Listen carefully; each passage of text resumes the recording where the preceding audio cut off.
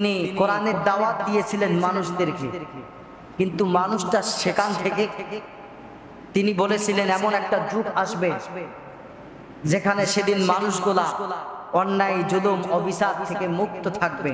আজকে সেই যুগ আমরা পেলাম।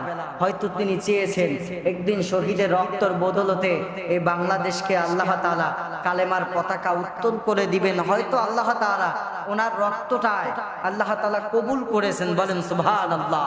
ওনাকে হয়তো কবুল করেছেন, ওই জন্য ওনার বদলতে আজকে বাংলাদেশের মধ্যে একটা স্বাধীন রাষ্ট্র, আমরা দ্বিতীয় স্বাধীন রাষ্ট্র আজকে পেলাম। আজকে যদি আপনি দ্বিতীয় স্বাধীন রাষ্ট্র পাওয়ার পরে সঠিক পথের দাওয়াত আপনি দিতে যদি না পারেন, তাহলে মনে করবেন আস্তাকিতু আনিল হাক্কি ফাহুয়া শাইতানুল আখরাস, আপনি হচ্ছেন বোবা শয়তান। আপনি যদি ইমামতি করেন, আপনার মতো ইমামের পিছনে নামাজ হবে না, বলেন ঠিক কিনা? যে ইমাম সত্যের পথে দাওয়াত দিবে না, সত্যের পথে কথা বলবে না, সত্যের প্রতিবাদ করতে পারবে না, সেই ইমাম নয়, সে হচ্ছে বোবা শয়তান। আমার রাসূল বলেছেন, বলেন ঠিক কিনা? আমাদেরকে সত্যের পথে কথা বলতে হবে, সত্যের পথে আমাদেরকে দাওয়াত দিতে হবে। এই জন্য ঘুড়ি রেখেছিল, ঘুড়ি রেখেছিল, ঘুড়ি রেখেছিল।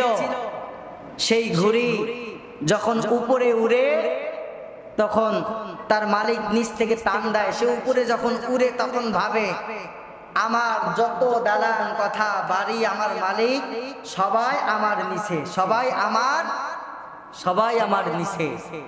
যখন সন্ধ্যা আসে, ঘড়ির মালিক আস্তে আস্তে করে যখন টান দেয়, টান দেওয়া যখন শুরু করে দেয়, শেষ পর্যন্ত কাছাকাছি আসার পরে ঘড়ি একদিকে ডানে একবার যায়, বামে একদিকে যায়, ডানে একবার যায়, বামে একবার যায়, শেষ পর্যন্ত এসে মাটির মধ্যে আঘাত করে যে আমি তোকে ধরা দিলাম না বুবু, তুমি শেষ পর্যন্ত ধরা দিলা না, তুমি এই যুবকদেরকে মেরে হত্যা করে শেষ পর্যন্ত বাংলাদেশ থেকে আজকে পালাতে বাধ্য হয়ে গেছো, বলেন ঠিক কিনা?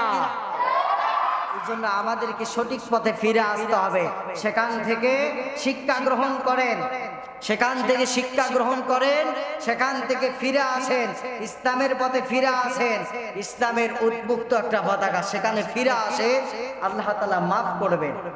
আপনি ফিরে আসেন, আমাদেরকে আল্লাহ তাআলা যেন 5 ওয়াক্ত সালাত এবং সত্যের পথের দাওয়াত, সত্যের পথে আমাদেরকে কথা বলার তৌফিক দান করুক, বলেন আমিন।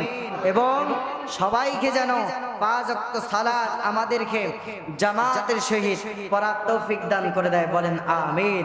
ওয়া আখিরি দাওয়ানা আনিল হামদুলিল্লাহি রাব্বিল আলামিন। আসসালামু আলাইকুম ওয়া রাহমাতুল্লাহ।